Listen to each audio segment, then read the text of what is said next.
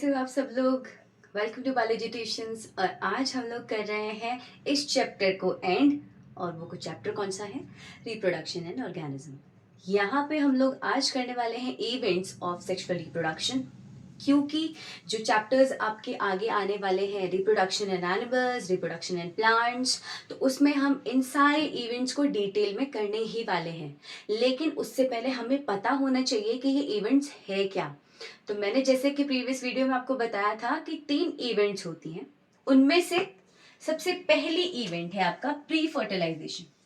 अब देखो, जब भी आपका ऑर्गेनिज्म फॉर्म होता है तो उससे पहले कुछ प्रिपरेशंस होती हैं, जिसकी वजह से सारा जो इवेंट है वो आपका सिस्टमैटिक वे में चलता है।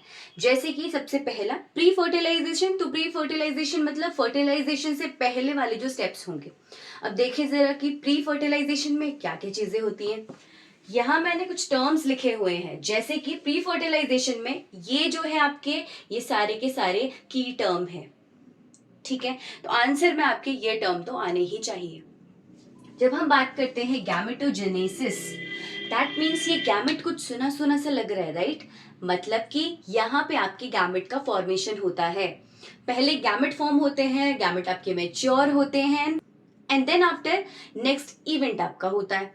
सो गैमेटोजेनेसिस आपका प्री फर्टिलाइजेशन में ही होगा। गैमेटोजेनेसिस मतलब यहाँ पे मेल गैमेट का फॉर्मेशन और फीमेल गैमेट का फॉर्मेशन होगा, राइट? अब जब मेल एंड फीमेल गैमेट का फॉर्मेशन हो गया है तो यहाँ पे गैमेट ट्रांसफर भी होंगे। ओके, प्लांट के केस में गैमेट ट्रांसफर की प्रोसेस को हम लोग पॉलिनेशन बोलते हैं। या कितने टाइप के गैमेट्स होते हैं, जैसे कि मैंने मैं टर्मिनोलॉजी आपको बता रही थी, वहां पे हमने आइसोगैमी एंड आइसोगैमी इनकी बात की थी, जहां पे सिमिलर टाइप ऑफ गैमेट्स आपके होते हैं, जो स्ट्रक्चर वाइज मॉर्फोलॉजिकली वो सेम सेम दिखते हैं। तो वो आपके अगेन यहाँ आ गए हैं आइसोगैमेट्स। ओके, आइसोगैमेट्स को हम लोग होमोगैमेट्स भी बोलते हैं। आइसो मीन्स सेम होता है और होमो मीन्स भी सेम होता है। क्लियर? तो यहाँ पे आपके आइसोगैमेट्स या होमोगैमेट्स का फॉर्मेशन होता है, जो कि सिमिलर होते हैं, एक दूसरे के सेम सेम आपके दिखते हैं। ओके, नेक्स्ट अगर हम लोग हेट्रोगैमेट्स की बात करते हैं तो हेट्रोगैमेट्स में आपका आ जाता है एनाइसोगैमी। ओके, जहां पे आपके 2 डिफरेंट टाइप ऑफ गैमेट का फॉर्मेशन होता है और उनके साइज में भी डिफरेंस होता है, मतलब मॉर्फोलॉजिकली भी वो सिमिलर नहीं दिखेंगे। क्लियर? जैसे कि जब हम लोग अगर हम लोग बात करें कितने टाइप के गैमेट्स होते हैं, तो 2 टाइप के गैमेट्स होते हैं। यहाँ पे आपके कुछ स्मॉल गैमेट्स होते हैं और कुछ आपके लार्ज गैमेट होते हैं। अब स्मॉल गैमेट्स कौन से होते हैं? हमने इससे प्रीवियस क्लास में पढ़ा हुआ है कि स्मॉल साइज किसका होता है भाई? स्पर्म का स्मॉल साइज होता है इन केस ऑफ एनिमल्स। और अगर हम लोग लार्ज साइज गैमेट्स की बात करेंगे तो एग का होता है। ओके, ये तो मैंने एग्जाम्पल बता दिए। यहाँ पे आप लोगों को याद रखना है कि स्मॉल गैमेट्स आपके माइक्रो गैमेट्स होंगे और लार्ज गैमेट्स आपके मैक्रो गैमेट्स होंगे। क्लियर?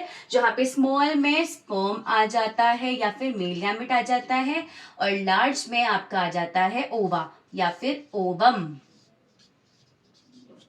क्लियर? अब जब हम लोग प्लांट के केस की बात करते हैं तो प्लांट के केस में पॉलिनेशन होता है। पॉलिनेशन क्या होता है? Transfer of male gamete from anther to the stigma. Clear? तो यहाँ पे मेल गैमेट का ट्रांसफर होगा from anther to the stigma of same type of flower या फिर different type of flower of same kind. Clear? Different type of flower नहीं, यहाँ पे आपका आ जाएगा। तो जब हम लोग पॉलिनेशन की बात करते हैं, so next is pollination. And what do you mean by pollination? Pollination is the transfer of male gamete from anther to the stigma of same flower या फिर of different flower of same kind. इसमें भी हम लोगों ने pollination में देखते हैं कितने टाइप की पॉलिनेशन होती है। तो एक आपकी सेल्फ पॉलिनेशन होती है और एक आपका क्रॉस पॉलिनेशन होता है, राइट? सेल्फ पॉलिनेशन में क्या होता है? फ्लावर के अंदर ही दोनों गैमेट प्रेजेंट होंगे, जिनको बोलते हैं bisexual flowers. Clear?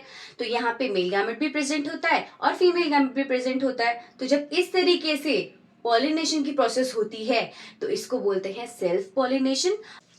Moving to the next event and that is fertilisation. Fertilisation को सिंगामी भी बोलते हैं। ओके, फर्टिलाइजेशन क्या होता है?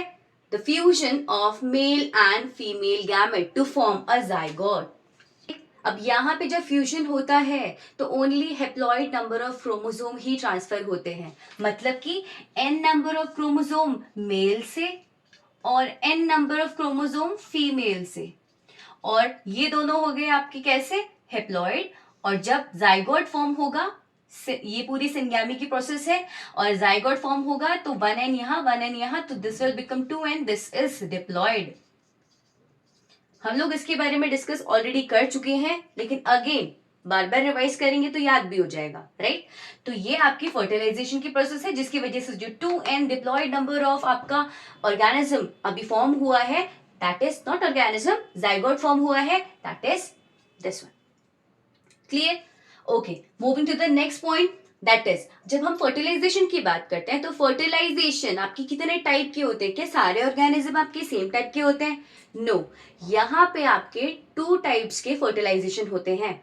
First internal fertilisation and second external fertilisation.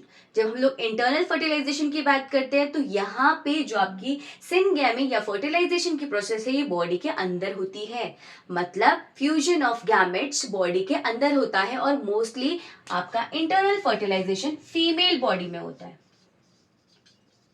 Okay, female body में ही फर्टिलाइजेशन होगा और जाइगोट का फॉर्मेशन भी होगा। क्लियर? अब एग्जाम्पल की अगर हम बात करते हैं कि इंटरनल फर्टिलाइजेशन में कौन कौन आ जाएंगे, तो जितने भी आपके एनिमल्स है, हायर एनिमल्स है, ठीक है, इवन प्लांट्स है, इवन बर्ड्स है, ओके, तो यहाँ पे आपके आ जाते हैं internal fertilisation. Clear? When we talk about external fertilisation, तो यहाँ बॉडी से बाहर आपका फ्यूजन होता है मेल एंड फीमेल गैमेट्स का। क्लियर? यहाँ जो सिनगैमी की प्रोसेस होती है ये बॉडी से बाहर होती है। कैसे होती है? तो यहाँ पे जो मेल गैमेट होता है या फीमेल गैमेट होती है, फीमेल गैमेट पहले एगले बॉडी से बाहर, वाटर बॉडीज में मोस्टली आपके एम्फीबियंस का अगर एग्जांपल लो, फ्रॉग का अगर एग्जांपल लो, तो जो फीमेल फ्रॉग होती है वो एगले करती है फ्रेश वाटर में, एंड देन आफ्टर एक जेली लाइक सब्सटेंस उसके ऊपर कुछ एक्यूमुलेट होता है, सो दैट वो आपका स्प्रेड ना हो इधर उधर और उसको नरिशमेंट भी मिलती रहे, एंड जो आपका मेल फ्रॉग होता है वो उसके ऊपर स्पर्म स्प्रे करता है। तो दिस इज एक्सटर्नल फर्टिलाइजेशन। और किस किस में होता है एक्सटर्नल फर्टिलाइजेशन?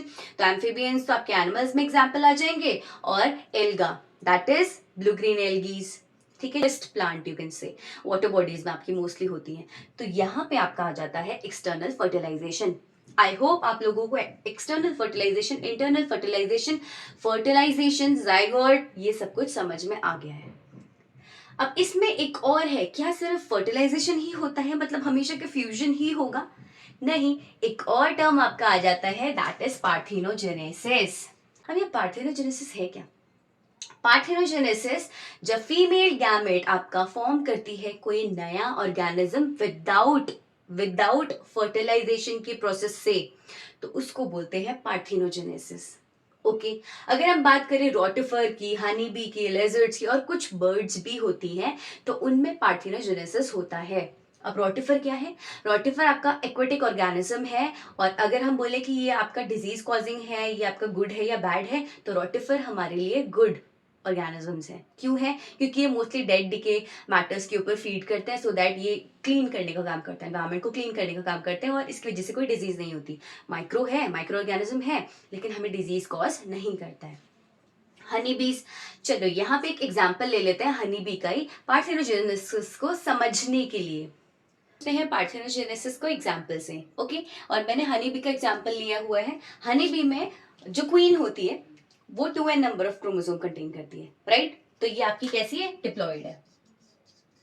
अब होता क्या है, जब इसमें आपका मियोसिस होता है, मियोसिस में क्या होंगे, जो भी आपका डिवीजन होगा, okay, number of chromosome reduce हो जाते हैं, तो आपका यहाँ पे nn number of chromosome form हुए हैं।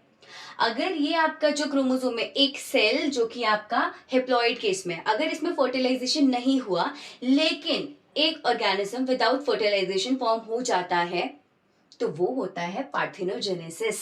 ओके, और जो आपका फॉर्म होता है हनी बी के केस में, तो वो ड्रोन होते हैं। ठीक है, ये ड्रोन आपके मेल होते हैं और n number of chromosome contain करते हैं। अगर फीमेल गैमेट में ये जो हेप्लॉइड नंबर ऑफ एक सेल यहाँ पे फॉर्म हुआ था, अगर इसमें स्पर्म सेल फ्यूज हो गया तो हो जाएगा सिनगैमी या फिर फर्टिलाइजेशन, जिसकी वजह से अगेन हमें एक फीमेल मिल जाती है और कैसा होता है क्रोमोसोम नंबर? डिप्लॉयड होता है। Clear? 2n number of chromosomes present होते हैं। तो यहां से आप लोगों को क्लियर हो गया होगा कि फर्टिलाइजेशन में क्या होता है, मेल एंड फीमेल गैमेट का फ्यूजन होगा, फर्टिलाइजेशन हो जाएगा और यहाँ पे फीमेल जाइगोट का फॉर्मेशन हो जाएगा। वेयरएज पार्थेनोजेनेसिस क्या है, अगर आपके हेप्लॉइड नंबर ऑफ क्रोमोसोम वाला एग डेवलप होके एक ऑर्गेनिज्म में चेंज हो गया है या फिर एक ऑर्गेनिज्म बन गया है, तो वो आपका कौन सा प्रोसेस है? पार्थेनोजेनेसिस, जहां पे कोई फर्टिलाइजेशन नहीं होती है। Clear? So the last event is post fertilisation event. अब लास्ट इवेंट में क्या होता है? लास्ट इवेंट में देखो, फर्स्ट इवेंट में आपका प्री फर्टिलाइजेशन में गैमेटोजेनेसिस हुआ, फॉर्मेशन ऑफ गैमेट्स बने, चाहे वो आपके आइसोगैमेट्स बने हैं या फिर आपके हेट्रोगैमेट्स बने हुए हैं, होमो या फिर हेट्रोगैमेट्स बने हुए हैं। ठीक है, चलो गैमेट का फॉर्मेशन हो गया, पॉलिनेशन का भी हो गया, मीन्स ट्रांसफर ऑफ गैमेट्स भी हो गया, ये सारा प्री फर्टिलाइजेशन में आ जाता है। देन हमने पढ़ा फर्टिलाइजेशन, जिसमें कि सिंगैमी हुई और फॉर्मेशन ऑफ जाइगोट हुआ, राइट। अब ये भी आपके फर्टिलाइजेशन दो तरीके से, internal and external fertilisation, body के बाहर और बॉडी के अंदर। ओके, देन आफ्टर हमने उसी में ही पार्थेनोजेनेसिस के भी एग्जाम्पल को डिस्कस किया। अब जब सब कुछ फर्टिलाइजेशन हो गया, संगैमी हो गया, ज़ाइगोट का फॉर्मेशन हो गया है, तो उसका डेवलपमेंट भी होगा, तो वो आपका आ जाता है पोस्ट फर्टिलाइजेशन में। चाहे हम लोग उसको प्लांट के केस में पढ़े, ज़ाइगोट का फॉर्मेशन चाहे प्लांट के केस में हुआ हो या एनिमल के केस में हुआ हो, पोस्ट फर्टिलाइजेशन दोनों केस में होता है। पोस्ट फर्टिलाइजेशन में आपका, क्योंकि जाइगोट फॉर्म हो गया है, अब जाइगोट में सेल डिविजन्स होंगे, ठीक है, और यहाँ पे होता है माइटोसिस, मतलब सिंगल सेल से आपके 2 सेल। अब यहाँ पे आपके नंबर रिड्यूस नहीं होगा क्रोमोसोम का, माइटोसिस में यही होता है कि जब भी सेल डिविजन होता है, आइडेंटिकल टाइप ऑफ आपके डॉटर सेल्स फॉर्म होते हैं, राइट। तो जब भी आपके जाइगोट में सेल डिवीजन होगा तो वो इस तरीके से होगा कि सारे के सारे आपके बराबर होंगे। ओके, पहले आपका 1 से 2 में, देन आफ्टर 2 से 4, ऐसे करते करते 8, 16, बहुत सारा इसमें आपका एक बॉल लाइक स्ट्रक्चर आपका क्रिएट हो जाएगा, ठीक है, जिसको बोलते हैं एम्ब्रियो। तो जाइगोट से आपका बनेगा एम्ब्रियो, और अकॉर्डिंग टू द जो भी आपकी लाइफ साइकिल है या फिर क्लाइमेटिक कंडीशंस है, एनवायरमेंटल फैक्टर्स हैं, उसकी वजह से उसमें आपका डेवलपमेंट होगा। जब एम्ब्रियो आपका फॉर्म हो जाएगा, एक आप बोल सकते हो बॉल लाइक स्ट्रक्चर आपका क्रिएट हो गया है, ब्लास्टोसिस्ट आपका क्रिएट हो गया है, देन आपकी आती है एम्ब्रियोजेनेसिस। ओके, एम्ब्रियोजेनेसिस कौन सी प्रोसेस है? ये आपका डेवलपमेंट बिफोर बर्थ है। मतलब कि आपके स्टेजेस अगर मैं बात करूं तो सबसे पहले जाइगोट बनता है, जाइगोट के बाद एम्ब्रियो, एम्ब्रियो में फर्दर डेवलपमेंट होता है and then after it become foetus in case of humans, right. तो फीटस और एम्ब्रियो में क्या डिफरेंस है? एम्ब्रियोजेनेसिस के प्रोसेस में डेवलपमेंट हो रहा है, दैट मीन्स यहाँ पे आपका बहुत एक मास, एक क्लस्टर ऑफ सेल्स फॉर्म होंगे जहां बॉडी पार्ट्स आप इजीली नहीं देख पाओगे और बॉडी पार्ट्स यहाँ डेवलप भी नहीं हुए होंगे, लेकिन फीटस वाले स्टेज में आप इवन बॉडी पार्ट्स को रिकॉग्नाइज कर सकते हो, देख सकते हो, डिफ्रेंशिएट कर सकते हो। तो ये इन दोनों के बीच में मेजर डिफरेंस भी है। क्लियर? रिलेशन पीरियड क्या होता है? यहाँ पे जब भी आपका फीटस फॉर्म होता है, राइट, तो यहाँ पे एक germinal layer, primary germinal layer create होती है। फीटस क्या, एम्ब्रियो जब आपका फॉर्म होता है, जैसे ही जाइगोट से डेवलपमेंट हो रहा है कंटिन्यूअसली, तो एम्ब्रियो के बाहर एक प्राइमरी जर्मिनल लेयर क्रिएट हो जाती है एंड देन आफ्टर पूरी एंटायर बॉडी का फॉर्मेशन हो जाता है।